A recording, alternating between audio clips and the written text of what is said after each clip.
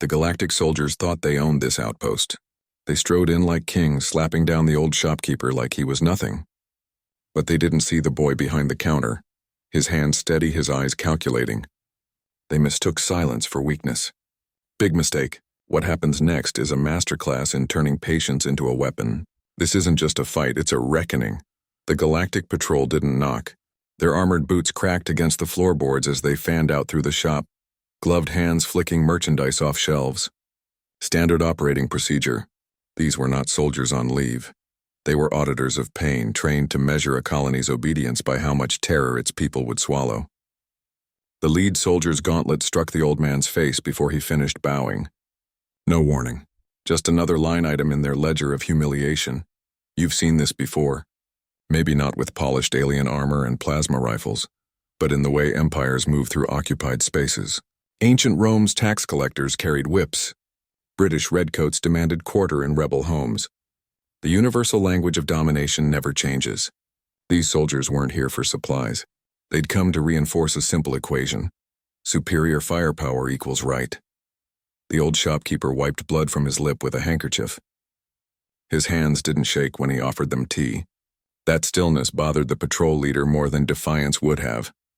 The human should have cowered, groveled. Their body cams were rolling for command review. Where was the footage of submission they needed? Laughter bubbled up behind sealed helmets as the soldiers poured the tea on the floor. One pressed a boot on the old man's fingers while he cleaned the spill. They missed the inventory. The boy at the back wasn't stacking cans anymore. His hands hovered near the kerosene lantern. His eyes tracked the way the third soldier's rifle strap dug into his coolant vent. Calculations ran behind a face carefully blank as a cobra's. History's graveyards are full of conquerors who made this mistake. The Mongols thought walled cities made men soft. The Nazis believed partisan fighters would break under torture. Every empire eventually learns. Underestimate the quiet ones at your peril. The patrol leader leaned in, helmet visor reflecting the old man's swollen eye. You people need to learn your place. Here's what the body cam wouldn't show. The old man's whisper to his son in the moment before the next slap landed. Not a plea for help, not a curse. 3 words in a dialect these soldiers hadn't bothered to learn. He's favoring left. The boy's fingers brushed the lantern's base. The patrol never noticed how he'd positioned himself downwind of their formation, or that the spilled grain near the door wasn't an accident. Why would they? Their tactical displays showed no hostiles, just 2 unarmed civilians in a prefab shack. Military historians would later call this the arrogance delta, the fatal gap between what occupying forces see and what's actually there. The patrol saw a frail old man. They didn't see the survivor of 3 famines who'd once walked 12 miles with a bullet in his leg to warn a village. They saw a scrawny kid restocking shelves. Not the boy who'd disassembled every piece of galactic tech that came through that shop, memorizing each weakness. The lead soldier raised his gauntlet again. This time the old man didn't flinch. He looked past him, straight at his son. Bad move. Empires fall when they stop remembering why their victims stay quiet. Sometimes it's fear. Sometimes it's a kill switch counting down. The old man's hands were steady as he poured tea. Blood beaded along his split lip where the gauntlet had struck, but his fingers didn't tremble around the cracked ceramic pot. That tea was a ritual older than the occupation, older than the Galactic Patrol's parents. Every colonized world has its own version. The Vietnamese serving baguettes to French officers, Warsaw shopkeepers dusting shelves under Nazi gaze. You don't offer refreshment to guests. You offer it to wolves at your doorstep, proving your humanity cannot be erased with a fist. The lead soldier knocked the cup away. The liquid splashed across the floorboards, steaming. That was fine. The old man dipped his handkerchief in the puddle and began cleaning, working around the armored boot standing on his fingers. His posture stayed loose, his breathing even. That wasn't just control, it was a language.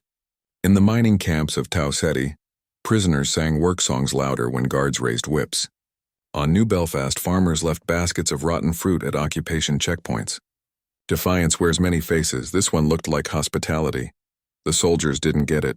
Their optics saw submission, not the way the old man's knee barely brushed the loose floorboard near the counter. The one with the rusted razor blades his son had wedged beneath it last winter. They sneered at his bowed head, mistaking generations of practiced restraint for brokenness. The patrol leader leaned down, helmet distorting his voice into a mechanized growl. "This how you teach your whelps to respect superiors?" The old man pressed his damp handkerchief to his lip. He didn't look at his son. He didn't have to. Every father in occupied space knows the calculus. How long to absorb blows before they reach your children? His shrug was barely there. "We endure." That's when the boy stopped stacking cans. The patrol missed it. They were too busy laughing, gauntleted hands tearing into supply crates. But the old man saw his son's stillness, the way his fingers lingered near the lantern wick. He recognized the dangerous quiet of a mind measuring exactly how much kerosene pooled beneath the third soldier's boots. A father doesn't need words to warn his child. The slight shake of his head said everything. Not yet. Later, historians would debate whether the old man knew what his son would do. Whether that tea service had been stalling or strategy or something deeper. Occupied people developed tells. The way Polish resistance fighters lit candles in windows. How Algerian shopkeepers swept their stoops at precise hours. Signals wrapped in mundane acts. The patrol leader ripped open a grain sack, laughing as rice pattered across the floor. Food wasted to prove who controlled the famine. The old man reached for his broom, moving slow enough for the soldiers to see, fast enough to position himself between them and his son. His whisper didn't carry past the boy's ears. Endure it. He wasn't talking about the spilled rice. The boy's knuckles whitened around a jar of cooking oil. His father exhaled sharp through his nose, once, twice, like he was counting down in a language only they understood. The patrol leader raised his gauntlet again, targeting the old man's ribs this time. Here's what occupation forces never grasp. Endurance isn't passivity. It's the art of choosing where you stand when the match strikes.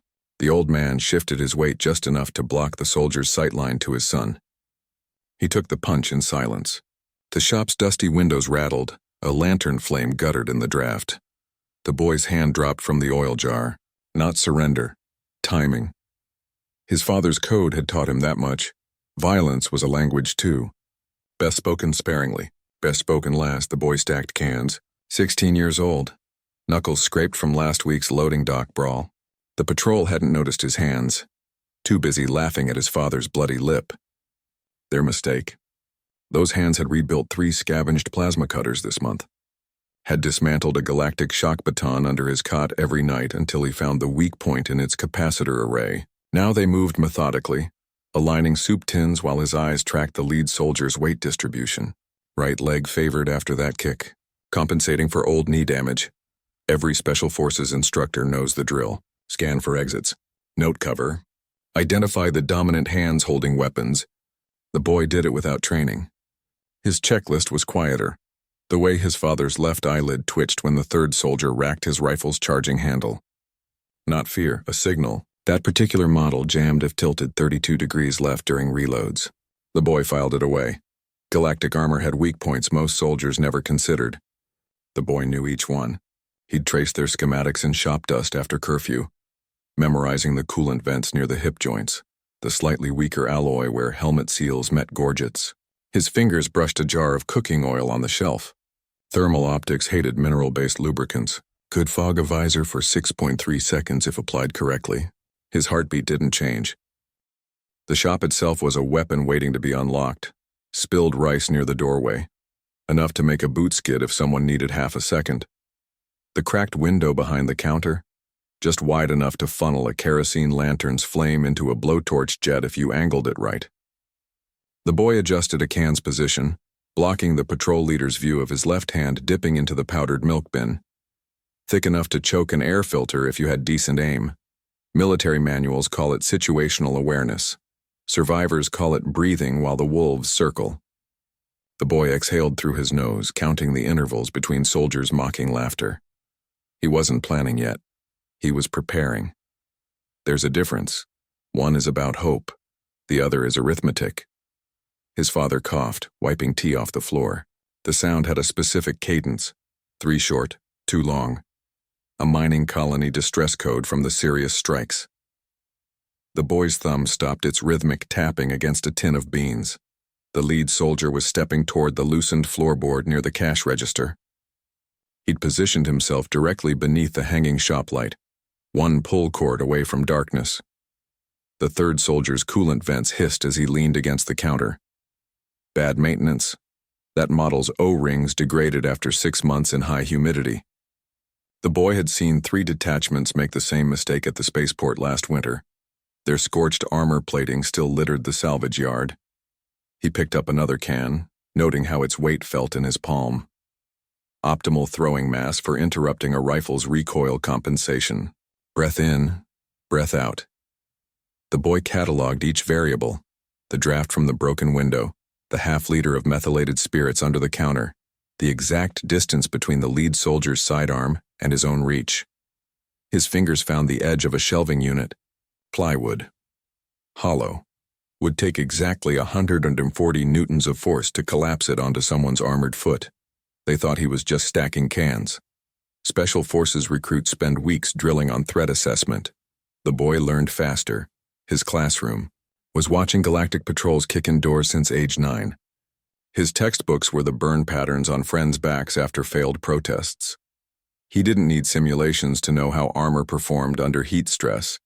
He'd seen the blackened husks of riot suppression bots after someone tossed a Molotov through their intake vents. The lead soldier raised his gauntlet again. The boy's shoulders stayed loose. His fingers curled slightly, finding the exact grip needed to snap a coolant line if you came at it from below. Patience wasn't passive. It was trajectory calculation. His father caught his eye, shook his head once. Not a denial. A reminder. Violence, when it came, must be clean. Decisive. Final. The shop's bell jingled as another can slid into place. The shop wasn't just where the boy lived. It was a terrain he'd mapped for this exact moment. To the Galactics, it looked like clutter. Cracked floorboards, uneven shelves, the kerosene lantern swinging slightly in the draft from the broken window. They didn't notice how the boy had arranged it all, how every loose tile and leaning stack factored into his equations. The lantern's position mattered. Hanging 3 feet left of the soldier's formation, its wick trimmed short for maximum smoke. The spilled rice near the door wasn't an accident. Grains scattered at a 45-degree angle to create the optimal slip zone if someone needed to stagger. The boy's eyes flicked to the lead soldier's boots, then to the spilled methylated spirits 2 paces behind him. He adjusted his grip on the soup can. You don't need plasma rifles when you understand airflow. The cracked window was more. Then broken glass, it was a Venturi nozzle waiting to funnel expanding gases into a focused jet. The boy had tested it last summer with scrap metal and a candle, measuring flame patterns until he could predict them blindfolded. The patrol leader shifted his weight, putting his back to the window. Bad call. All urban warfare comes down to angles and surfaces. The Galactic strode through the shop like it was empty space. The boy saw it differently. Shelves became deflection shields, countertops ricochet planes. He'd stacked the canned goods 4 high specifically, tall enough to block sight lines from a soldier's elevated helmet optics. The powder detergent spilled near the door wasn't carelessness. It turned into a fine suspension when disturbed. Just enough to foul a rifle's action. The third soldier kicked over a basket of dried peppers. Fragrant red dust billowed. The boy's expression didn't change. He knew exactly how long it took for airborne capsaicin to breach standard-issue helmet filters. 37 seconds, based on the vent's design. He noted the soldier's gloved hand rising to scratch at his neck seam, right on schedule. Any guerrilla fighter learns this lesson eventually. Your surroundings aren't cover, they're ammunition. The Warsaw Ghetto rebels fought panzers with Molotovs in sewers. The Martian dockworkers' uprising turned cargo loaders into catapults. The boy had no explosives, but he had something better, an intimate knowledge of every dent in these walls, every draft that could carry fumes. The patrol leader shoved aside a shelf of dry goods, too confident to notice he'd just blocked his own squad's line of fire. The boy exhaled silently through his nose. What looked like retreat was positioning. His father's broom nudged a tin of powdered milk closer to the omega-3 supplements. A silent recipe. Mix those with the right agitation, and you've got a smoke bomb potent enough to trigger emergency seals in galactic armor. They never saw the trap being built around them. The boy's fingers brushed the lantern's base again. Not yet. He needed the lead soldier to take 3 more steps, needed the third soldier's rifle to cycle 1 more time. That's when the feed mechanism would jam, if his calculations were right. He watched the patrol leader's boot land precisely where he'd weakened the floorboard with acid last month. Combat engineers spend years learning to shape kill zones. The boy learned faster. His teachers were necessity and desperate men whispering in alleyways. He knew what the Galactics didn't, that terror only works until someone redraws the battlefield. The lead soldier raised his gauntlet for another strike. His visor reflected the boy's face now, still calm, still waiting. The broken window whistled as wind changed direction. The lantern flame stretched horizontal for half a second. That's when the boy moved, not toward the soldiers, toward the shelves. His elbow clipped a row of oil jars precisely hard enough to tilt them without spilling. The Galactics snorted at what looked like clumsiness. They missed the way his other hand palmed the steel wool from beneath the counter, oxidized just enough to spark when crushed. The patrol leader stepped forward into the perfect confluence of vectors. Window draft, spilled spirits, suspended pepper dust. The boy's fingers found the lantern cord. You shouldn't have done that. Geometry became fate. The boy saw it first, the thin alloy strip running along each soldier's hip where the coolant vents kissed the power pack couplings. Galactic engineers had prioritized clean lines over redundancy. Aesthetic over survival. Their armor gleamed factory new while human children memorized every stress fracture and scavenged gear. You see this in every empire's golden age. The Roman Larica segmentata sacrificed rib protection for mobility. Early tank designs placed fuel tanks near ammunition storage. Hubris whispers that victory means never needing to take a hit. The boy's fingers twitched toward the steel wool under the counter. He knew exactly what happened when conductive fibers met exposed thermal regulation systems. The third soldier leaned against the shelf, unconcerned as his armor's vents hissed. That model's O-rings degraded after 6 months in humid climates. The boy had pieced together 7 stripped-down sets from black market scraps, testing each failure point with homemade tools. His fingernails still bore chemical burns from analyzing the sealant's flashpoint. Modern militaries call it platform vulnerability. The boy called it breathing room. Galactic designers never imagined their tech being examined by someone who'd grown up repairing slagged mining equipment with spit and wire. Their manuals listed maintenance checks in dialects they'd banned from schools. The lead soldier's power pack hummed softly, a perfect C-sharp. The boy recognized the pitch, same as the overload alarm on the spaceport refueling drones. He tilted a soup can slightly, catching the lantern light. Reflection danced across the third soldier's visor. Standard galactic optics auto-adjusted brightness in under 0.8 seconds. Just long enough for retinal disruption if you knew the rhythm. The boy scratched his forearm twice. His father coughed once in reply. They'd practiced this during famine winters, silent signaling while ration officers searched homes. The lead soldier kicked over a stool. His boot slipped slightly in the spilled methylated spirits. They'd designed that armor for parade grounds and sterile battlefields, not cramped spaces slick with improvised lubricants. The boy's eyes tracked the way the soldier's left stabilizer actuator compensated. A tiny delay in response time, exactly 0.3 seconds slower than spec.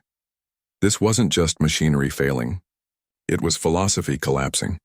Galactic doctrine assumed technological supremacy, guaranteed victory.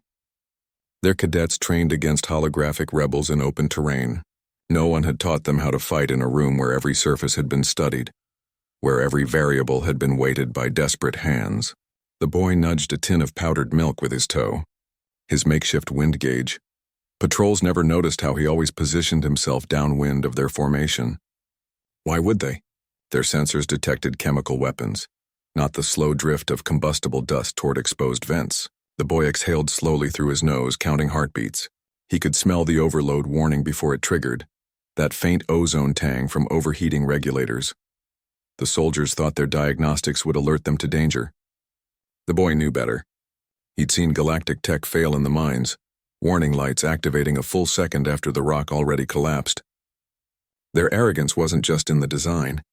It was in the assumption that threats always announce themselves. His fingers found the lantern cord. The lead soldier's knee joint creaked as he shifted weight. Polyalloy degradation at stress points. The boy had calculated the exact angle needed to exploit that weakness. He murmured a single word under his breath. Minute-ints. The old mining term for when pressure reaches critical mass but hasn't yet shattered the rock face. A gust through the broken window made the lantern flame stretch sideways. The boy saw his opening. The soldiers didn't realize their armor had already betrayed them. Each component worked perfectly according to specifications that never accounted for human cunning. Their diagnostics showed all systems optimal, even as the boy's shadow fell across the critical weak point. He didn't smile. Didn't tense. Just watched the lead soldier step directly into the confluence of vectors he'd calculated. Rusted razor blades under the loose floorboard. Methylated spirits evaporation patterns, the precise temperature where galactic coolant lines became conductive. This is practice, he whispered. Not to the soldiers. To himself. A reminder that empires fall the same way they rise, one overlooked detail at a time. The lantern cord hung taut in his hand. Generations of occupied people had waited for this moment. The boy wasn't special. He was just the one who'd done the math. The boy never shouted. His wrist flicked once, sending the lantern sailing in a smooth arc toward the lead soldier's back. The steel wool hidden in its base met the flame midair. For half a second, molten sparks rained down in precise geometry, just enough to ignite the methylated spirits puddled near the third soldier's boots. Combat instructors teach fire as area denial. The boy used it as a scalpel. The flames didn't spread randomly. They followed the paths he'd prepared. Spilled grain burned outward in a controlled ring, cutting off the patrol's exit. The powdered milk smoke curled exactly where he'd predicted, clinging to armor joints like acid. You could see the exact moment. Galactic tactical superiority vaporized, the lead soldier's HUD flashing. Overload warnings as his visor auto-darkened. Against flame reflections he didn't realize were blocking his vision. Incendiary tactics age well. Mongol horse archers wrapped cloth around arrows. Vietnamese rebels packed bamboo with white phosphorus. The principle stays constant. Fire terrifies more than it burns. The boy knew this from watching galactic riot units retreat from Molotovs during the uprising. He'd cataloged how their armor seals contracted under heat, how coolant lines expanded just enough to create microfractures. The chain reaction unfolded faster than human eyes could track. Superheated air rushed toward the cracked window, dragging flames into a focused jet that licked the third soldier's rifle sling. Polyalloy straps melted at 482 degrees Fahrenheit. The rifle hit the floor near the spilled powdered detergent. Friction did the rest. Close quarters combat manuals warn about confined space fires. Galactic recruits trained for it in sterile simulators with clearly marked extinguishers. None of that mattered when smoke curled into helmet intakes precisely where the boy had weakened O-rings with spilled vinegar last week.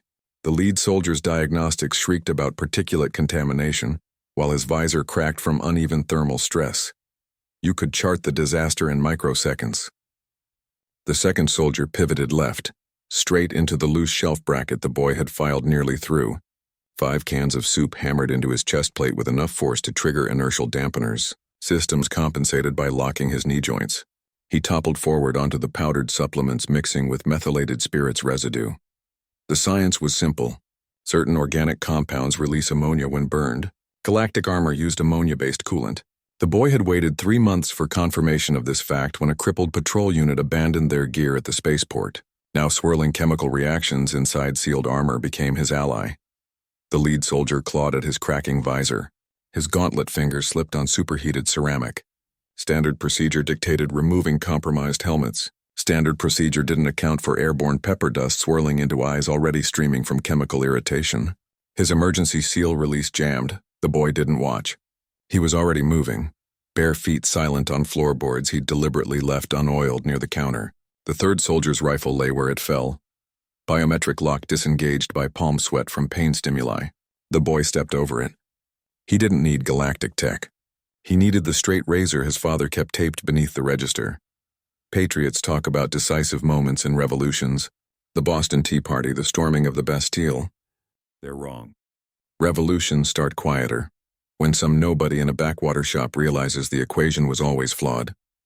The lead soldier stumbled backward, visor webbed with fractures. He never saw the boy's hand close around the lantern cord still swinging near the window. Patience is the weapon you never see until it strikes.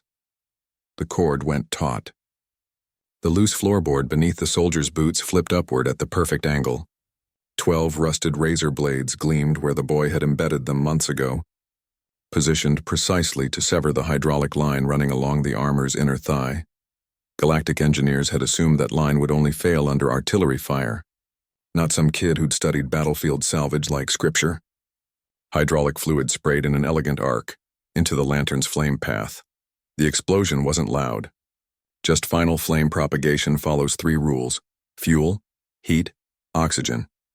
The boy had manipulated all 3. Now blue fire raced along the fluid trail into the lead soldier's ruptured armor seams. Safety protocols triggered too late. Emergency vents snapping open exactly where pepper smoke waited to invade. There's a reason Napoleon feared bread riots more than armies. The boy understood this in his bones as he watched the patrol leader collapse, armor becoming a kiln. No grand speeches. No dramatic last stands. Just a shopkeeper's son who'd turned every mundane object into a kill switch. The remaining soldiers' systems failed in sequence. Overheat warnings. Hydraulic loss. Optics malfunction. The boy didn't smile. He picked up a can from the floor and slotted it back onto the shelf with a soft click. Precision beats power when power's gotten lazy. The third soldier finally unjammed his rifle. The boy didn't flinch. He just turned toward the sound, straight razor catching the firelight. Their eyes met across burning grain sacks. "This is practice," the boy said. The third soldier's rifle finally cleared its jam. He swung it toward the boy, barrel wavering through smoke. Didn't matter. The boy was already pivoting behind the shelving unit. Not dodging, positioning. His elbow struck the support bracket at the exact weak point he'd filed thin last winter. 5 shelves collapsed like dominoes, spilling sacks of flour across the floor. The soldier stumbled back into the powdered milk smoke cloud. His visor glitched, auto-darkening against nothing. Galactic armor wasn't designed for particulate matter. The boy knew this from watching mining crews hose down salvaged suits. He bent at the waist, fingers finding the straight razor taped under the counter. No flourish. Just a flick of the wrist as the soldier crashed through the collapsing shelves. The blade parted the hydraulic line running along his calf seam. Exact same spot where the boy had patched 3 identical suits at the scrapyard. Fluid sprayed. The soldier's knee locked mid-stride. Override protocols kicked in.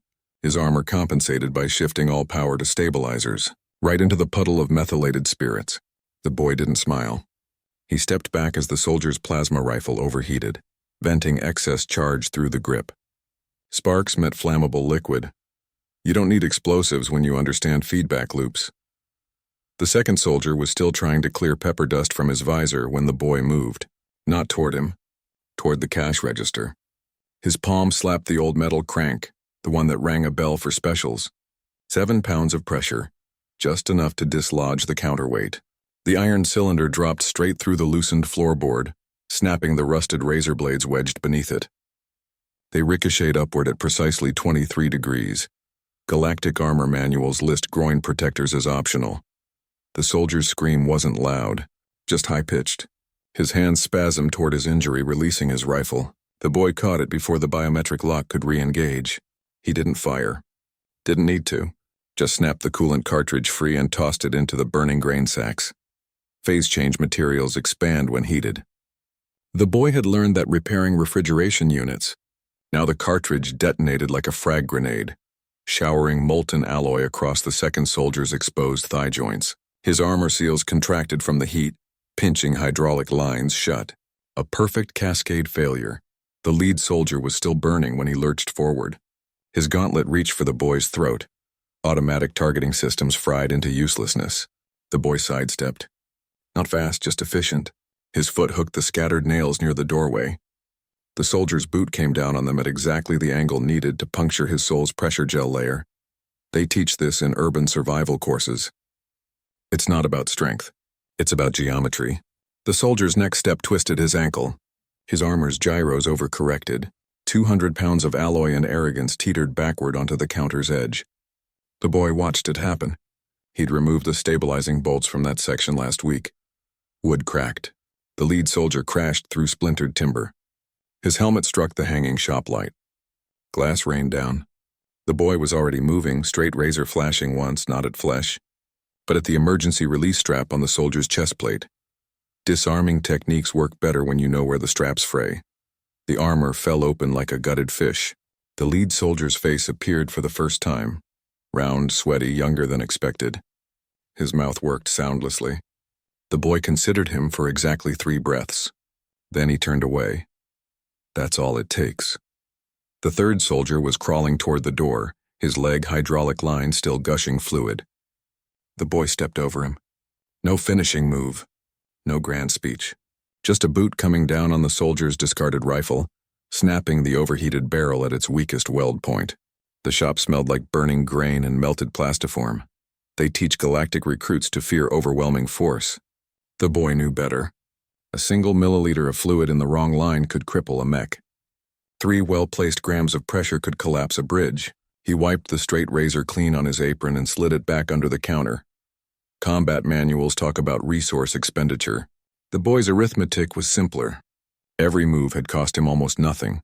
A lantern, some steel wool, 7 nails from the repair kit. In return, he'd taken a galactic patrol apart like dismantling a faulty generator. No heroics, just physics and patience. The lead soldier moaned something in his native tongue. The boy didn't look up from slotting the last unsmashed soup can back onto its shelf. He wasn't listening. He was already cataloging. 3 sets of salvageable armor, 1 functional plasma rifle power cell, the broken window that would need boarding before nightfall. Outside, the wind changed direction. Somewhere in the settlement, another galactic patrol would be finishing their rounds. The boy ran his fingers along the counter's edge, finding the fresh gouges in the wood. He exhaled through his nose. Not tired, not satisfied. Just aware practice was over. Now came logistics. Smoke curled from the shattered shop window. The father knelt by the broken counter, his wheezing breaths the loudest sound in the room. His fingers traced a groove in the floor where the lead soldier had clawed at the boards. Blood dripped from his eyebrow where a stray fragment had struck him, mixing with the older bruises from the patrol's first blows. His hands had stopped shaking 5 minutes ago. Now they just hovered, unsure where to rest. The boy wiped his palms on his trousers, not nervous, just removing traces of the methylated spirits he'd used to accelerate the fire. His knuckles bore fresh scrapes from where the shelf brackets had given way. His left boot sole was peeling where hydraulic fluid had eaten through the glue. None of it mattered. He turned the third soldier's rifle over with his foot, checking the power cell casing. Still intact, salvageable.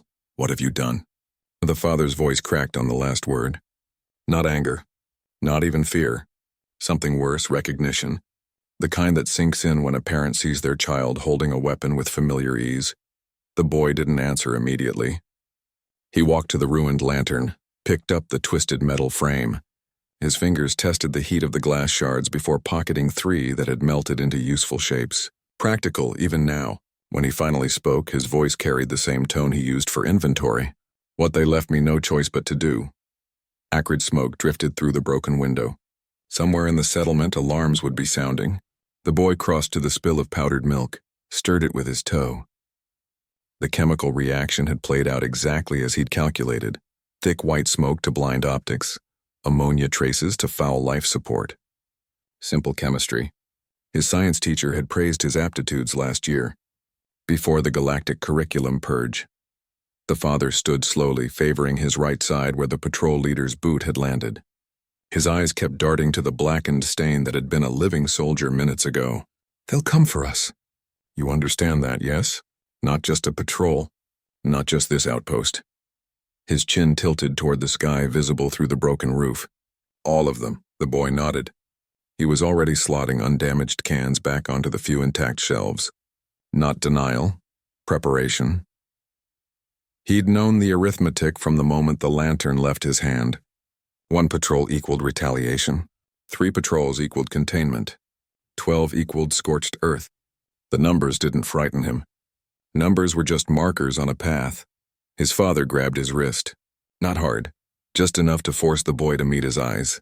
Look at yourself. His free hand gestured at the shop's wreckage, the smoldering armor husks. This changes you. Not just out there. He jabbed a finger upward. In here. He tapped the boy's sternum with 2 fingers, the old miner's gesture for a played-out vein. The boy's breath hitched once. Just once. His fingers flexed at his sides, not quite forming fists. He looked past his father to where the lead soldier's gauntlet lay severed near the doorway. The fingers still twitched with residual neural impulses. Living reflexes in dead hardware. I was already changed. The boy stepped over a smoldering grain sack, nudged it away from the undamaged floorboards with his boot. When they took the South Quarter, when they made us watch the hangings, his throat worked. He didn't finish. Didn't need to. His father's shoulders sagged. Not in defeat. In terrible understanding. He reached for the broom, began sweeping up shattered glass with careful strokes. Methodical, purposeful. The same way he'd rebuilt after the first occupation. After the crop failures. After the plague year outside, voices shouted in galactic common. Boots pounded on packed earth. Closer now. The boy crouched by the lead soldier's corpse, pried a sidearm from its dead fingers. The biometric lock disengaged when he pressed the muzzle to the cooling wrist. He checked the charge, slotted it into his belt. His father didn't protest, just kept sweeping, his hand steady on the broom handle. Smoke drifted between them. The boy exhaled through his nose, counted approaching footfalls. His fingers found the straight razor still taped under the counter's edge. First embers catch quickest when the air's already thick. The signal bounced from outpost to cruiser to relay station before reaching the core worlds. Galactic officers intercepted it first. Grainy footage of a human boy stepping over smoldering armor, his hands methodically collecting shell casings like they were spare change. The encryption was weak. That made it worse. By nightfall, merchant ships carried the story to every corner of occupied space. High Command convened at 0300 Standard Time. No one mentioned the boy's age. They focused instead on technicalities. How the patrol's armor seals had failed, how the fire suppressants hadn't deployed. Like blaming the wind for carrying sparks, you've seen this before. Carthage dismissing Rome as barbarians. British officers insisting Zulu victories were flukes. Empires always rationalize the impossible. The Insectoid Trade Consortium didn't bother with excuses. They severed all human contracts within the hour, mandating a 5-mile exclusion zone around their enclaves. Their announcement cited unforeseen volatility. 3 sectors away, crystalline diplomats debated recalling their ambassadors. Their cortex-laced networks shimmered with anxiety, projecting casualty estimates based on that single scrap of footage. One elder suggested quarantine procedures. Another invoked ancient texts about predator species. None of them looked at the human aide taking notes in the corner. The boy hadn't just killed soldiers. He'd cracked the galactic mirror. Now every species saw their reflections warped in the glass. Merchant guilds rerouted shipments away from human ports. Orbital patrols doubled. Nursery worlds activated their defense grids for the first time in centuries. Military analysts pored over the footage frame by frame. They cataloged the boy's movements, the precision of his footwork, the economy of each gesture. None of their simulations accounted for someone using a grocery shelf as a weapons platform. Their prediction algorithms crashed trying to model it. On fringe worlds, human workers stopped reporting to galactic overseers. No grand proclamations, just empty work sites and tools left neatly stacked. The first whispers came through smuggler channels. Operation Kindly Smile, whatever that meant. Galactic sensors scrubbed the phrase within minutes. That just made it spread faster. The boy never said much in the footage.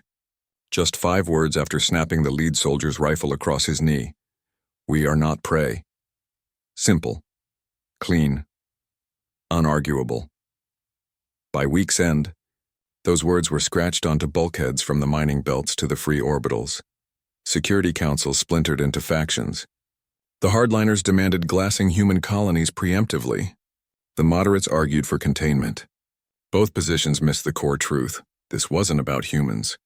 It was about every subordinate species watching a superpower bleed from paper cuts. You could track the panic through supply chains.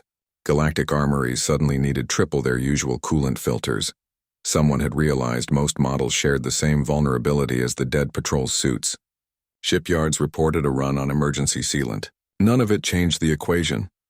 The boy's face became shorthand for something the galaxy couldn't articulate. Not rebellion.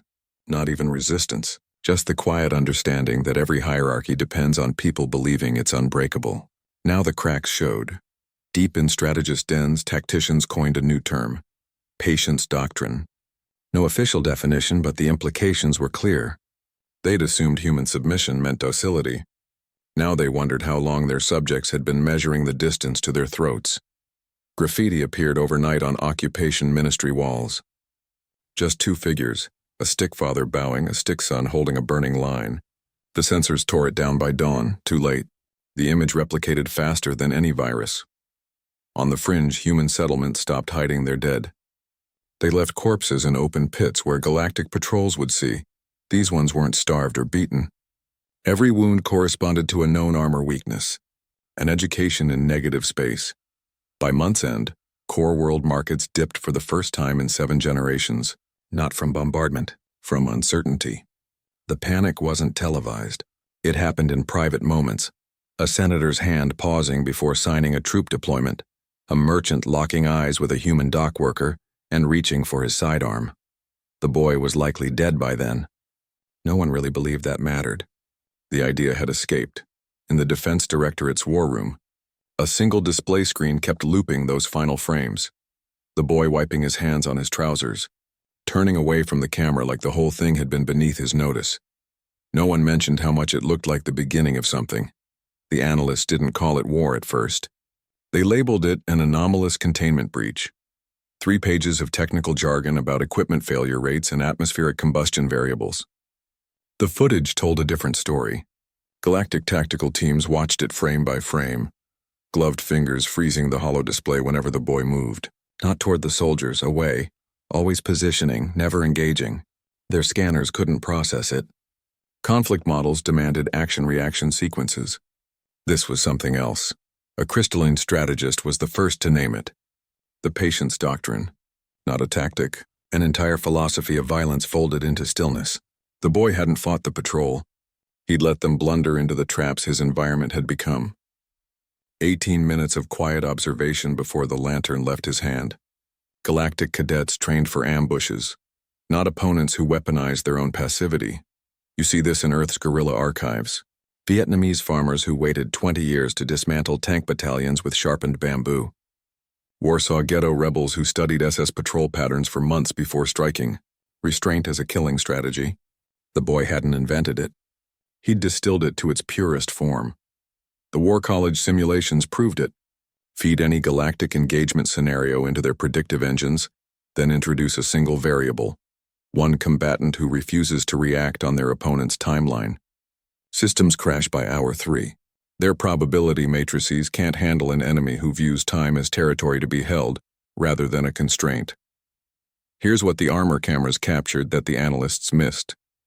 The exact moment the lead soldier realized his mistake, not when the flames reached his coolant vents. Earlier, when the boy stepped back from the spilled rice without complaint. That tiny retreat, that was the first move of the endgame.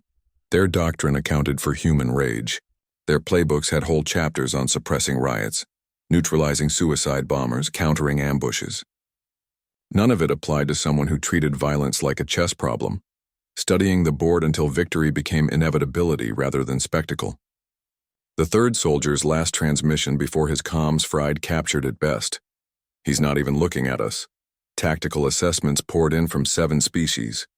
The Vulpine Conclave called it metabolic warfare, the human ability to sustain lethal focus beyond natural limits.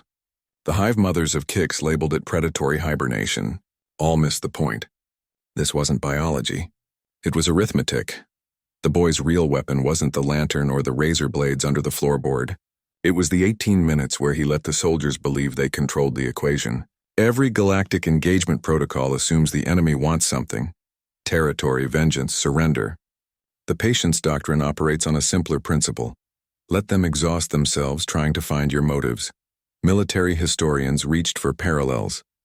The Mongols feigning retreat to stretch supply lines. The Winter War snipers who waited weeks for one clean shot. All imperfect comparisons. Those were tactics deployed within conventional wars. The boy had demonstrated something more radical. That waiting itself could be the weapon if you knew how to sharpen it. Worst of all, for Galactic Command, they couldn't even classify the footage properly. It didn't fit their neat categories of combat or terrorism, just a shopkeeper's son stacking cans while a patrol burned itself alive around him. Their psych profiles kept circling back to one terrifying line. No signs of emotional disturbance during or after engagement. Translation: this wasn't trauma or desperation. It was methodology. By month's end, 7 frontline units had quietly updated their standing orders. New rules of engagement for human encounters, double coolant checks, mandatory environmental sweeps. None of it addressed the core issue. You can't regulate against patients any more than you can outlaw gravity. Deep in strategic planning cells, junior officers started asking uncomfortable questions. If one 16-year-old with a lantern could dismantle their best armor, what happened when mine workers applied the same calculus to orbital drills? When hydroponic farmers studied water purification systems with that same quiet intensity, the boy never said much in the footage. Just 5 words after snapping the lead soldier's rifle across his knee. Not a spark. The flame. Galactic High Command would spend decades trying to unravel that statement. They searched for hidden meanings, coded threats, poetic references. They missed the simple truth. He wasn't boasting. He was correcting their terminology. Flames consume, sparks announce. The boy had done neither. He'd simply allowed their arrogance to meet the conditions it deserved. Copies of the footage spread through the underlevels of occupied stations. Workers watched it on loop during off-shifts. Not for the violence. For the 18 minutes before. The way the boy's hands never shook. How his breathing stayed measured while soldiers broke his father's ribs. That was the real contagion. Not rebellion. Calibration. A Vulpine analyst coined the term for it in her classified report. 2 men in a burning room, one screaming, one counting seconds until the ceiling collapses. They stripped her security clearance the next day. Too late. The phrase was already spreading through the ranks. By the time Galactic Command realized their mistake, entire platoons were refusing patrol assignments in human sectors. Not from fear of death, fear of becoming teaching aids. The patience doctrine doesn't care about your armor specs or fire superiority. It only asks one question. How long can you stay interesting to someone who's studied every way a thing can break? Their answer came faster than expected. The wind howled through the canyon, carrying smoke from the burning outpost. The boy stopped at the ridge, watching flames lick the prefab walls where he'd spent his childhood stacking cans. His father stumbled beside him, one arm wrapped around cracked ribs. The old man's breathing came ragged, but his eyes were clear. He studied his son's profile, the way the firelight caught in the boy's unblinking stare. This wasn't how fugitives usually ran. No frantic glances backward. No panicked scrambling over rocks. The boy moved like he'd plotted this path years ago, his boots finding purchase on loose shale without hesitation. His hands stayed relaxed at his sides, fingers slightly curled. Ready, not anxious. The old man hawked blood into the dust. They'll send seekers. His voice sounded strange in the open air, too loud after years of whispering in occupied spaces. The boy nodded once. He didn't look at the sky where drone swarms would soon blacken the stars. His attention stayed fixed on the canyon's far end, where rusted mining equipment formed skeletal shadows. I know. The father's fingers tightened around his own elbow. Not from pain, from dawning realization. His son hadn't chosen this escape route randomly. Those mining rigs predated the occupation. Their access tunnels ran 7 levels deep, labyrinthine enough to lose even thermal trackers. The boy wasn't fleeing. He was transitioning. You can see this in the historical record whenever empires fracture. Spartacus turning Vesuvius into a fortress. Toussaint Louverture using plantation maps to outmaneuver French columns. The moment when hunted things become hunters. The old man shivered despite the heat radiating off his back. His son had just torn apart galactic shock troopers with kerosene and kitchen knives. What happened when he got his hands on real weapons? 300 meters below, the outpost's fuel depot ignited. The blast wave rippled up the canyon walls, stinging their faces with grit. The boy didn't flinch. His nostrils flared once, scenting the chemical tang of burning plasteel. Valuable data. Take my arm. The boy extended his elbow without looking back. Practical. The father's ankle had swollen where a gauntlet struck it. The old man hesitated. His son's sleeve was stained with galactic hydraulic fluid, the dark streak still smoking slightly from contact with spilled methylated spirits. The same mixture that had cooked 3 soldiers inside their armor. He swallowed hard and gripped the offered forearm. They picked their way down the scree slope. The boy adjusted his pace to match his father's limping gait, his head constantly tilting to catch specific sounds beneath the fire's roar. Once he froze them both behind a boulder as something whined overhead. Not a drone yet, just a conduit transformer exploding. The father watched his son's face in that moment. No fear tightening the jaw. No adrenaline tremors in the hands. Just cold assessment like an engineer noting structural stress points. This wasn't the boy he'd raised. This was something forged in the quiet years between occupation edicts and ration lines. At the canyon's midway point, the boy stopped again. This time to scoop a handful of dust, rubbing it between his fingers before letting it fall. Testing wind direction. His eyes tracked the way certain particles lifted higher than others. The father recognized that look. He'd seen it in the shop when the boy would dismantle broken galactic tech, studying each component with terrifying focus. That same intensity now applied to their entire environment. They'll expect us to hide. The boy wiped his hands on his trousers, leaving gray streaks across the bloodstains. So we won't.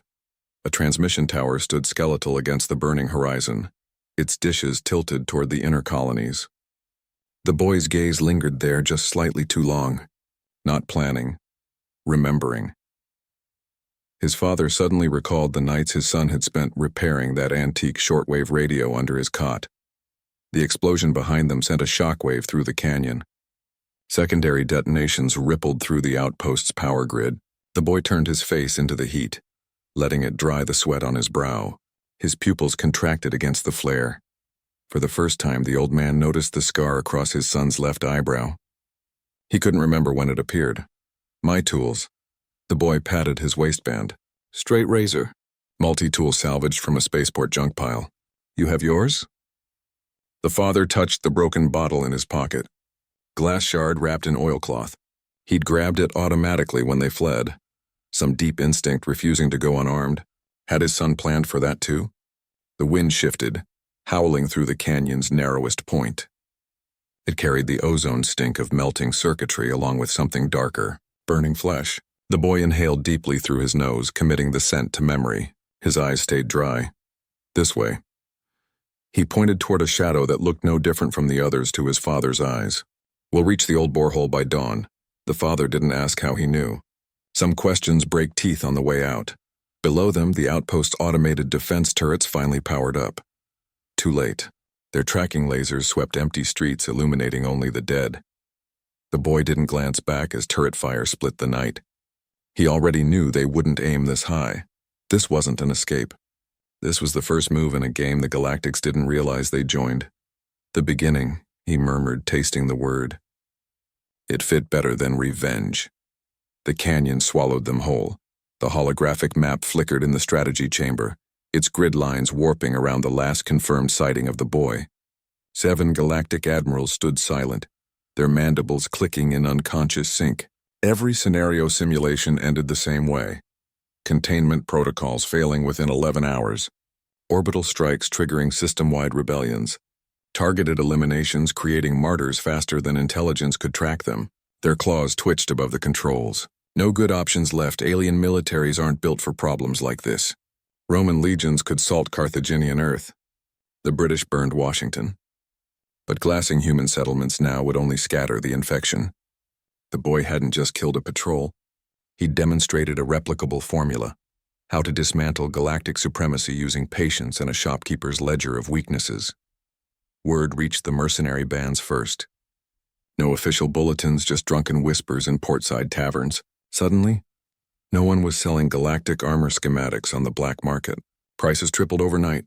By week's end, 3 cruisers reported coolant system malfunctions during routine patrols. Investigators found human fingerprints on service panels. Not sabotage, study. The High Council's emergency session dragged 17 hours. Screen after screen showed the same footage. The boy ducking a gauntlet strike, his elbow incidentally brushing a soldier's hip vent. Their top tacticians had watched that 2-second clip 893 times. Still couldn't parse whether it was instinct or calculation. That distinction kept the admirals awake. Instincts fade. Methods transfer. Historical parallels offered no comfort. The Viet Cong's tunnel networks took decades to map. The boy had compressed that learning curve into an 18-minute demonstration. Now mining guilds were reporting lost equipment manifests, hydraulic shears, industrial solvents, everything that could theoretically exploit the armor flaws his footage revealed. Occupied worlds developed tells. Factory workers lingered near loading docks after shift change. School children asked startlingly precise questions about alloy compositions. The usual resistance markers, graffiti, smuggled weapons, intercepted transmissions, were absent. Instead, galactic garrisons noted an eerie uptick in civilians repairing machinery, requesting technical manuals. Observing security algorithms flagged the pattern too late. Humans weren't stockpiling guns. They were stockpiling knowledge of how galactic tech broke. Armories began reporting strange discrepancies, structural weaknesses logged in maintenance records that shouldn't exist. Inspectors found handwritten notes tucked behind plating. Fracture points, thermal limits, load-bearing tolerances. None destructive, just outed. The boy had changed the equation. Galactic doctrine assumed rebellions required hierarchy. Leaders to decapitate, cells to infiltrate. This wasn't rebellion. This was 1,000 isolated shopkeepers' sons running private calculations. Their only coordination happened in the unguarded spaces between official attention. A glance held too long at a checkpoint. A cough covering a tapped rhythm against a bulkhead. Troop morale charts made grim reading. Standard occupation forces expect predictable hostility. IEDs, sniper fire, riot control scenarios. Not this creeping awareness that every repaired shuttle or serviced rifle might be learning them. Garrison medics reported a new condition. Sensor fatigue. Soldiers obsessively checking gear for signs of tampering that scanners couldn't detect. Economic indicators turned first. The Volani's mining consortium rerouted shipments through 3 extra security checkpoints, added 19 hours to delivery times. Share prices still dropped when analysts realized their new routes passed 7 abandoned human settlements. Board meetings dissolved into hysterics over a single question. Were those stops precautionary or instructional? By month's end, casualty reports took on a troubling rhythm. Not ambushes. Not stand-up fights. A dropship's landing strut failing at 300 meters. A patrol's water recyclers malfunctioning mid-desert. Always accidents. Always exploiting vulnerabilities only someone who'd serviced that exact model would know. The boy's legacy wasn't violence. It was a galaxy of maintenance logs becoming threat assessments. Final proof came from an unexpected quarter. The Galactic Stock Exchange. Insurance premiums on human sector deployments quadrupled. Not because of verifiable attacks, because actuarial tables now accounted for unplanned structural compromises. The smart money had made its call. The admirals never issued their containment order. Didn't need to. Every junior officer already knew. You can't quarantine an idea that lives in the space between bolts and plating. Fleet assignments became a form of roulette. Battle groups drew straws for inter-system patrols. No one wanted to be the lesson in someone's next calculation. Somewhere in the dark, the boy's razor gleamed. Not a weapon. A teacher's pointer. You wanted prey. The intercepted transmission crackled across 100 decks. Now you'll meet predators. The line went dead. 7 light-years away, a freighter's hold full of armor plating developed sudden cracks. Inspectors swore it looked like something had methodically tested each weakness. The cave smelled of wet stone and old blood. The father hunched near the entrance, pressing a strip of torn undershirt to the boy's split knuckles. Distant searchlights strobed through the canyon outside, painting their faces in flashes of artificial dawn. Neither spoke. The boy flexed his hand once, testing the bandage. His fingers still smelled of burnt metal, even after scrubbing them in the underground stream. The old man exhaled sharply through his nose. Not pain, something worse. His fingers trembled slightly as they knotted the cloth. He caught himself, forced them still, too late. The boy had noticed. Who taught you this? The words slipped out unbidden, low and cracked. Not the question he'd meant to ask. Not even close. The boy stared at his wrapped hand. One finger traced a phantom line along the cave wall, calculating something. His silence stretched longer than the old man could bear. Young warriors learned differently across worlds. Vulpine cubs practice neck snaps on fresh kills. Crystalline broodlings duel with heated filaments. Humans, they watch. The boy had spent 16 years observing 2 things: how galactic soldiers broke people and how his father refused to break. Every smirk absorbed. Every bleeding lip endured. The classroom of humiliation always left lesson plans and bruises. The father's breathing hitched. He'd assumed his son internalized patience as survival instinct. Never once considered what those quiet eyes were measuring behind his back. All those times he'd whispered "endure it" while gauntlets struck his face. He thought he was teaching resilience. The boy had learned a darker curriculum. Hunters pass down more than skills. They bequeath patterns, the way a wolf teaches pups to chew through bone by example. The old man remembered teaching his son to patch mining equipment with scrap metal, how to splice wires so the current wouldn't arc. Practical lessons for hard lives. He hadn't realized those same principles applied to armored throats.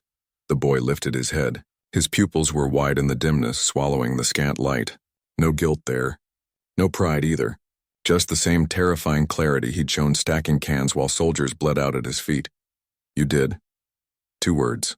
The cave walls made them echo. The father's stomach dropped. Not from shock.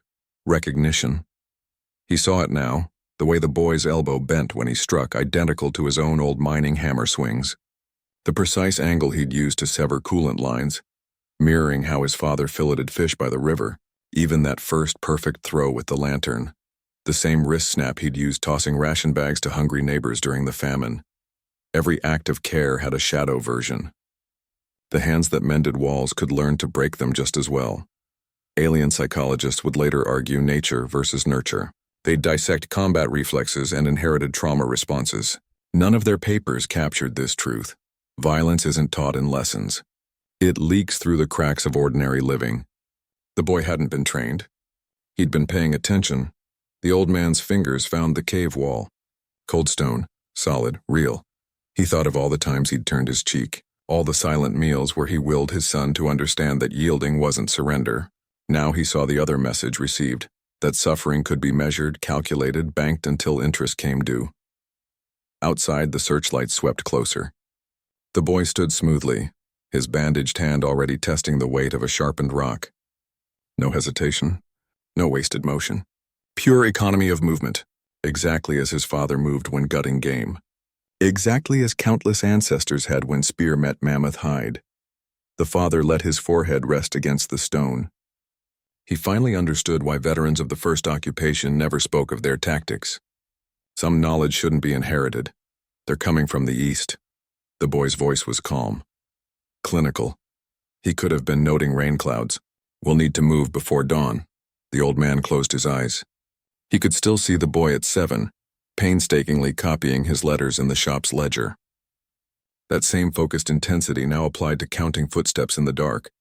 Some legacies can't be undone. The best a father can hope is to steer what he's already created. He pushed upright, joints protesting. The searchlights painted his face in streaks of artificial gold. "Then we move." His voice surprised him. Steady. Accepting. The boy nodded once and turned deeper into the cave. Behind them, the lantern's last embers died in the wind. The story spread like oxygen-starved fire, slow at first, then all at once. Mining crews tapped it through ventilation shafts in rhythmic code.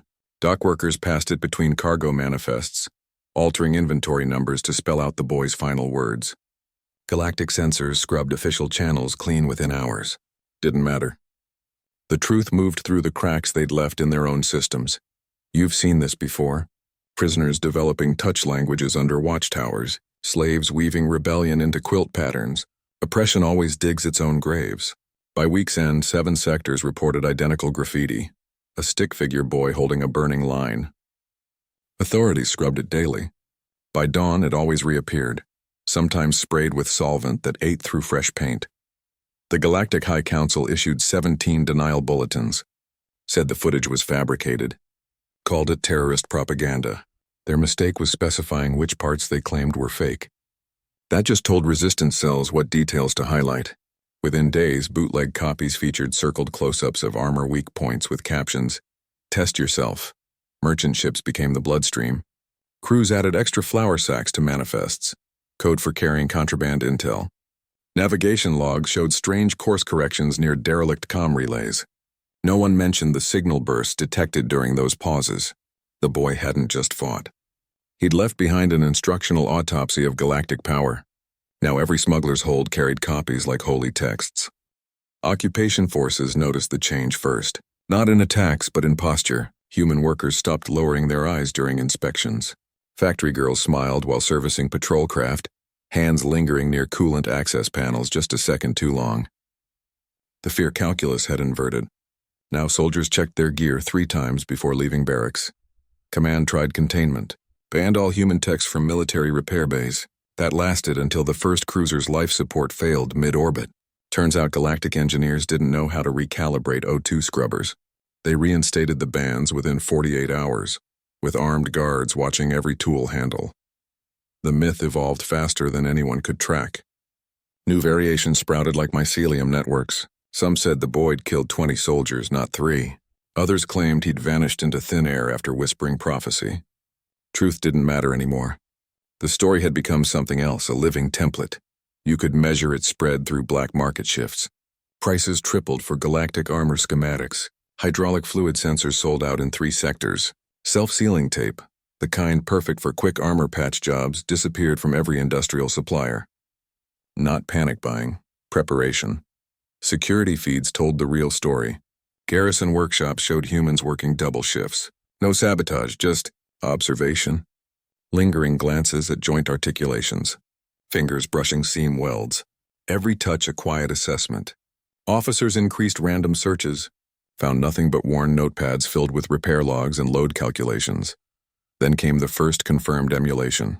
A water purification tech on Nixa 3 disabled an entire barracks by spiking their hydrocyclers with alkaline solution. Not lethal, just painful. Their armor's water recycling systems converted it into a caustic mist. He left a message scratched into the filtration unit. 3 parts patience, 1 part consequence. Galactic interrogators couldn't break him. Not because he resisted, because he smiled the whole time. The cell block cameras caught his last words before transfer. You should have paid your tab. Within a month, variations bloomed across 12 systems. A shuttle mechanic on Tau 9 overpressurized a patrol craft's lavatory line. Trivial damage, except it sprayed waste into the cockpit's vent system. She'd timed it for their commander's inspection flight. The cleanup took 3 rotations. On mining colony X448, someone laced the officer's lounge coffee with slow-acting diuretics. Galactic Medical called it an isolated poisoning attempt. The miners knew better. It mirrored exactly how the boy had exploited his enemy's routine before striking. A message written in inconvenience and shame. The High Fleet's response was telling. They didn't bombard rebellious settlements, didn't even increase patrols. They quietly issued new armor mod kits, reinforced hip vents, secondary coolant filters. Every upgrade addressed vulnerabilities the boy had exposed. Hands shaking on the fix before admitting the wound exists. By solstice, the graffiti had condensed into a single phrase, scrawled in every occupied zone's shadows. Strike my father. You strike us all. Galactic sensors erased it daily. It kept coming back in supply closets, on maintenance crawlway walls, even etched into the froth of officers' morning caf. They finally stopped scrubbing it when 3 separate cleaning bots malfunctioned after attempting removal. Coincidentally, all while working near exposed coolant lines, no one talked about why the bots were checking for graffiti in those areas to begin with. Some lessons sink in deepest when you pretend not to learn them. The Galactic Military's after-action report listed 17 tactical errors. None mentioned the real mistake. They'd studied human anatomy, urban pacification protocols, and resistance psychology, but never considered evolutionary biology. Their doctrine assumed all intelligent species fight by the same civilized rules. They were wrong. Primatologists could have warned them. When chimpanzee troops clash, the critical moments happen before the first scream. Scouts count breaths between enemy patrols. Young males test rival strength by snapping branches just outside territory lines. The boy hadn't planned his attack. He'd assessed threat vectors with the same neural wiring that kept hominids alive in Pleistocene grasslands. Patience wasn't strategy. It was genetic muscle memory. The patrol entered that shop expecting human aggression to fit their models, either explosive rage or cowering surrender. Their xenopsych profiles never accounted for the third option, someone who fights like the land itself. Stone Age hunters didn't roar at mammoths. They watched migration routes for years before driving herds off cliffs. The boy's ancestors survived saber-toothed cats by reading twitch patterns in the grass. That legacy lived in his stillness. Galactic infantry training emphasizes symmetry. Fire teams advance in standard intervals. Cover protocols assume equal visibility. Their entire playbook relies on opponents playing by shared rules. Human nervous systems evolve differently. Our depth perception exists because tree-dwelling primates needed to judge which branches would hold their weight. The boy saw that shop like his forebears saw a forest canopy, a three-dimensional puzzle where every surface had latent utility. The soldiers scoffed at his position near the back wall. Their tactical displays flagged it as retreat. Primatology texts would have called it a refuge zone, the secure perimeter from which arboreal apes monitor threats while maintaining escape routes. That coolant vent he exploited, its placement violated basic mammalian predator logic. No wolf tears into prey's flank without checking for counterstrike angles first. Galactic engineers prioritize sleek aesthetics over survival mechanics. The boy's instincts spotted that hubris instantly. Their greatest miscalculation was temporal. Soldiers trained to react in seconds. Human hunters think in seasons. The patrol never considered that every casual brutality taught in their academy might be getting logged somewhere. Not in databanks, in muscle tissue. In the precise angle a shopkeeper's son notes when a gauntlet swings. The soldiers mistook short-term compliance for submission. They didn't recognize the oldest human survival algorithm: calculate everything, then wait for the equation to tip.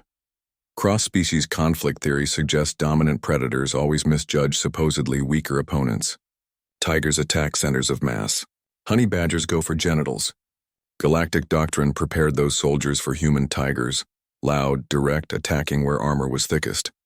The boy fought like his ancestors' worst nightmares, the small, quiet thing that chews through your tendons while you sleep. Intelligence analysts later pored over his movements, frame by frame. The precise elbow rotation when he tossed the lantern. The way he stepped left instead of right to leverage the shelf collapse. Not trained techniques. Biological inheritance.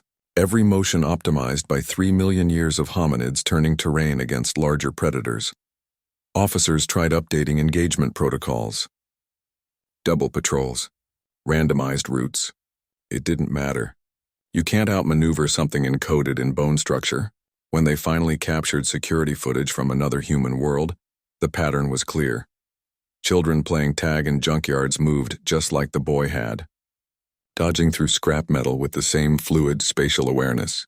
Galactic recruiters started calling it the Rust Dance problem. Their last-ditch solution? Mandatory primatology courses for occupation forces. Cadets sat through lectures on chimpanzee border wars and baboon coalition building. None of it helped when a junior mechanic accidentally spilled conductive gel into a barracks ventilation system. The after-action report noted the gel pooled in exact spots to maximize equipment damage while minimizing health. Risks calculated, efficient. As the boy's final transmission said before the canyon swallowed him, "We tried being neighbors. You chose otherwise." Some lessons only land when written in someone else's blood. In the War College simulation rooms, young galactic officers now drill against holograms that fight all wrong. Patient, observant, unhurried, the cadets keep losing, not to superior tactics, to something far worse, their own reflection in the evolutionary mirror. Every empire falls when it finally meets creatures adapted to breaking it. Ours just happened to wear a shopkeeper's apron. The boy wiped his blade on a scrap of galactic uniform cloth. Not hurried, not angry, methodical like cleaning shop tools after inventory. The straight razor's edge caught the dim cave light as he folded it away. His movements were calm, precise. No wasted energy, just like stacking cans in the shop, just like arranging the lantern before the strike. Violence should be a last resort. His voice was flat, factual, but when it comes, make it count. His fingers checked the razor's hinge. No moisture left to rust the joint. Maintenance was part of the philosophy. You've seen warrior codes before. Samurai Bushido. Viking berserker oaths. They're usually loud things, chants and chest thumping. This wasn't that. The boy's code lived in the space between breaths, in the calculation of how much pressure it took to snap a coolant line versus how much to merely weaken it. The father watched from the cave wall, hands still bloody from their climb. He recognized the careful motions, the same way his son used to sort salvage, testing each component before deciding its fate. Now those hands assessed weapons with the same quiet deliberation. Military history calls this economy of force. Special ops units drill it for years. The boy had learned it watching galactic patrols break up worker protests, seen how their careful restraint evaporated when they thought no one was recording. His philosophy distilled into simple math. Never spend more violence than the situation demands, but when payment comes due, compound the interest. He retied his bootlaces. Not nervous energy. Preparation. The same way he'd arranged the shop before the patrol arrived. Every movement served multiple purposes: checking gear, testing mobility, monitoring the cave entrance without seeming to. They'll send hunters now. The father's voice cracked. Not fear, fatigue, not just for us. For anyone who knows. The boy finished without looking up. His fingers tested a rough patch on his knife sheath, worn where galactic armor plates would rub. He'd noted that weakness months ago, watching guards adjust their gear at checkpoint searches. Warrior cultures share one truth. Fighting isn't about strength. It's about alignment. The boy moved like his joints understood this instinctively. When he stood, his weight distributed perfectly across both feet, ready to pivot, strike, or fade into shadow. No pose, pure pragmatism. The father swallowed hard. Vengeance won't bring peace. This isn't vengeance. The boy turned his palm upward, showing the calluses from 16 years of honest work. The scars from galactic interrogators. It's accounting. Outside, the wind changed direction. The boy's head tilted slightly, catching the new sound patterns against stone. His nostrils flared once. Rain coming. Good for covering tracks. Bad for thermal scans. He factored it into whatever calculation was running behind those calm eyes. Sun Tzu wrote about knowing when to fight. The boy's philosophy went deeper, knowing when not to until the not fighting becomes its own weapon. Those 18 minutes of stacking cans hadn't been hesitation. They'd been the sharpest edge of the blade. He checked the razor one last time, satisfied. The blade wasn't for show, wasn't for threats. A tool kept clean and folded away until needed. Like the boy himself. Patience isn't passive. He rubbed a thumb along the sheath's worn edge. It's the space between no and now. The father understood suddenly. His son wasn't just surviving, wasn't just fighting. He was teaching. Every calculated strike, every exploited weakness, lessons for anyone watching. The same way his stillness in the shop had been a primer on resistance. Galactic strategists would puzzle over this later. How one boy's actions could spark embers across star systems. They'd analyze footage frame by frame, missing the core truth. Philosophy spreads fastest when demonstrated, not declared. The boy shouldered his pack. No dramatic last words, just a final glance at their shelter, ensuring nothing identifiable remained. His philosophy lived in those small acts, the erased footprints, the lack of boasting, the willingness to walk away from an audience. Accountability, not vengeance. He adjusted the strap across his chest. Perfect weight distribution. They made the ledger. We're just balancing it. The cave mouth swallowed them whole. No battle cry. No manifesto. Just two shadows dissolving into rain. Some lessons don't need shouting. They seep into bones through actions alone. The boy's philosophy wasn't written in words. It was etched in every galactic soldier now triple-checking their armor seals. The quietest reckonings leave the deepest scars. The trade lanes emptied first. Merchant captains who once jockeyed for docking slots at human ports suddenly discovered mechanical issues requiring long detours. Galactic freighters stacked up in holding patterns, their sensor logs showing irrational course changes, wide berths given to supposedly harmless mining colonies. The insectoid consortium's famed green hulls vanished from human sectors entirely, their last transmission citing unforeseen volatilities before jumping systems. Patrol rotations doubled, then tripled. Occupation garrisons ran drills at all hours, their once polished armor now smeared with fresh sealant over every vent and joint. Young lieutenants pored over maintenance logs with paranoid intensity, searching for patterns in routine repairs. They found nothing. That was the problem. Insurance syndicates called it first. Premiums on human sector shipments skyrocketed 400% in 3 standard weeks. Not because of verified attacks. Because actuarial tables now included unplanned structural compromise as a deductible event.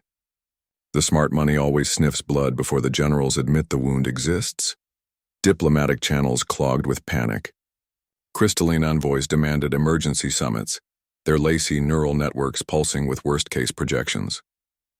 Vulpine trade ministers canceled long-standing agreements citing force majeure clauses meant for supernovas and pirate fleets, not teenage boys with lanterns. The Galactic High Council's emergency session lasted 19 hours. Their final GUE: raise threat advisory levels and await further developments. Translation: they had no playbook for this. Down in the dockyards, human workers kept showing up on time. Still repairing galactic ships, still servicing patrol craft, only now mechanics' apprentices ask strange questions about armor plate stress tolerances. Fabrication shops reported increased demand for conductive gel and thermal tape, always for authorized maintenance, always with proper paperwork. Quartermasters started missing inventory. Not weapons, mundane items, lubricants that could foul sensors, solvents matching galactic armor adhesive compositions, industrial cleaners known to degrade polyalloy seals over time. Loss reports called it shrinkage. The missing quantities were small, intentional. Below investigation thresholds, security feeds told the real story. Human technicians lingering near access panels just a beat too long. Dock workers observing patrol embarkations with unusual focus. No overt threats, just quiet attention where there used to be downcast eyes. The boy hadn't just killed soldiers. He'd shifted the galaxy's gravitational pull. On Nix 3, a water plant technician disabled an entire barracks hydration systems using alkaline additives. Not poison, just enough to trigger emergency seals in galactic armor when recycled. He left a note in the filtration unit. 3 parts patience, 1 part consequence. The garrison commander demanded his execution. The tribunal commuted it to labor detail. They were starting to understand. Martyrs propagate faster than mycelium networks. Market terminals flickered with strange orders. Sectors once reliant on galactic tech started requesting alternative solutions. Asteroid miners cobbled together atmospheric scrubbers from salvage.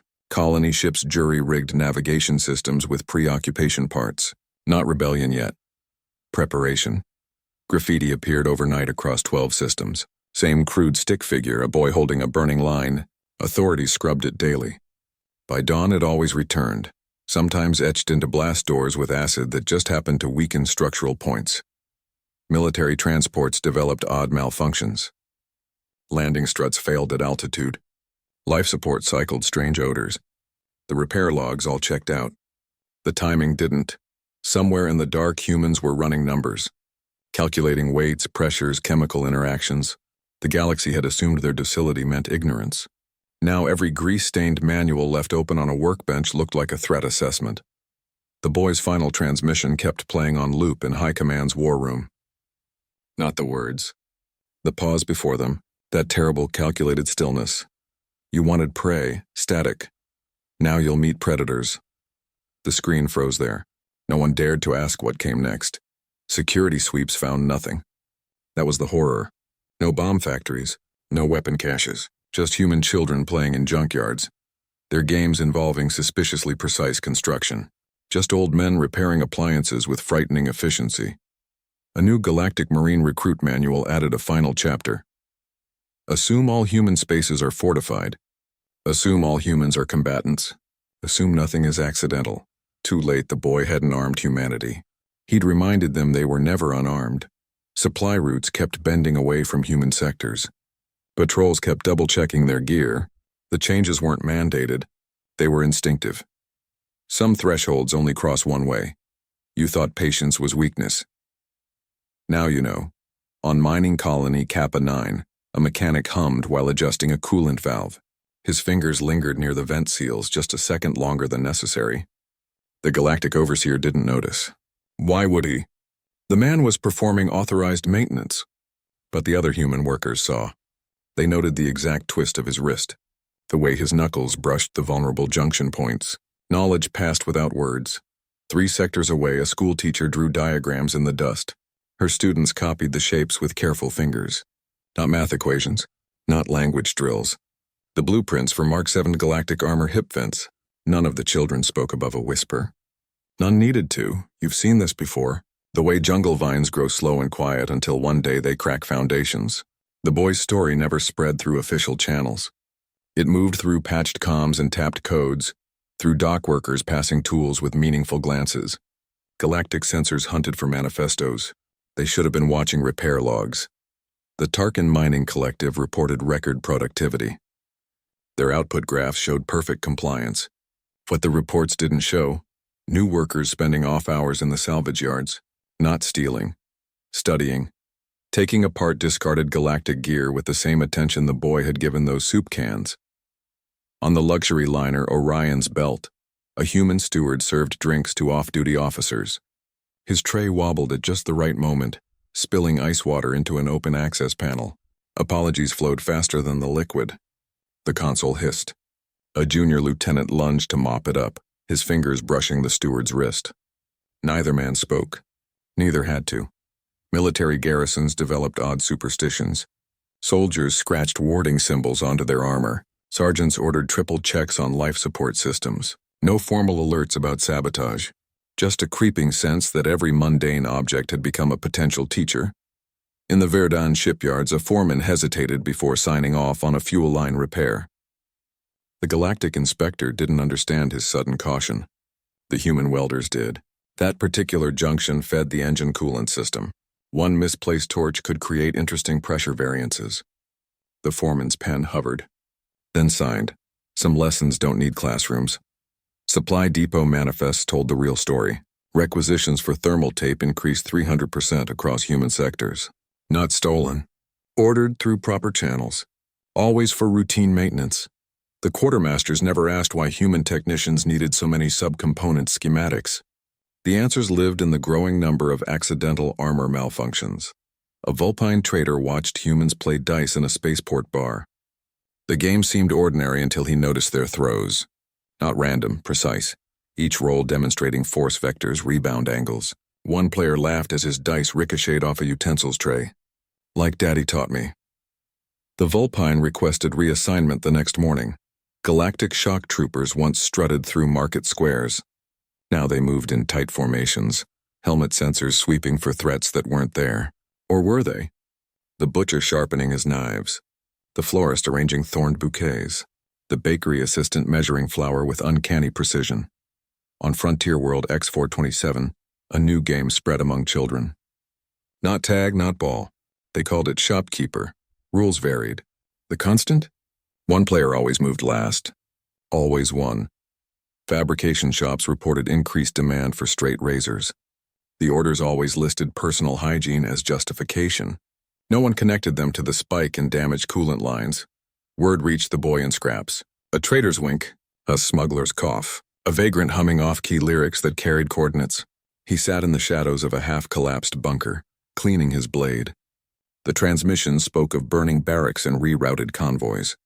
He noted each report without expression. The Galactic High Council issued another denial. The resistance wasn't organized, wasn't centralized, therefore wasn't real. Their mistake was measuring cohesion by their own standards. Ant colonies don't take roll call. A mechanic on Tau 9 sabotaged 10 patrol speeders with a single adjusted torquey wrench. Left no note. Needed none. The technique matched 3 other incidents light years away. No comms linked them, just shared DNA and borrowed rage. Prefects started finding warnings scratched into bulkheads. Not threats, equations, precise calculations of structural load limits, always near critical systems, always unsigned. The boy tested his razor's edge against his thumb. Blood welled, not deep, just enough to feel. He'd taught the first lesson. The galaxy was doing his homework for him. Deep in occupied space, a human bartender served drinks with steady hands. His galactic regulars joked about his perfect pores. Didn't notice how he memorized which soldiers favored their left legs. Didn't see him jot marks under the counter when certain armor models entered. The bar's sign flickered in the twilight. Kindly Smile Tavern, no manifestos. No grand speeches. Just 1,000 small acts of attention adding up to something galactic sensors couldn't quantify. The boy slid his razor away. The cave mouth framed a sky full of ships searching for him. He didn't smile. Didn't frown. Just watched the way their search patterns overlapped. Counting. Measuring. Some fires don't spread. They simmer. Burn bright or burn out. The choice was never his to make. The galaxy learned 2 lessons that day. Never strike a human's family. And patience isn't surrender. It's the fuse waiting for its spark. The boy's story spread through dockyards and mines, whispered in codes tapped on bulkheads. Galactic patrols now triple-check their armor seals. Merchants avoid human sectors. All because one shopkeeper's son remembered what empires forget. Even prey teeth sharpen over time. Watch the skies. The reckoning's only begun. That's how these stories go. First they ignore you. Then they laugh. Then they bleed. The boy walks in canyon shadows now, hands steady as ever, counting, waiting. Some fires don't roar. They smolder.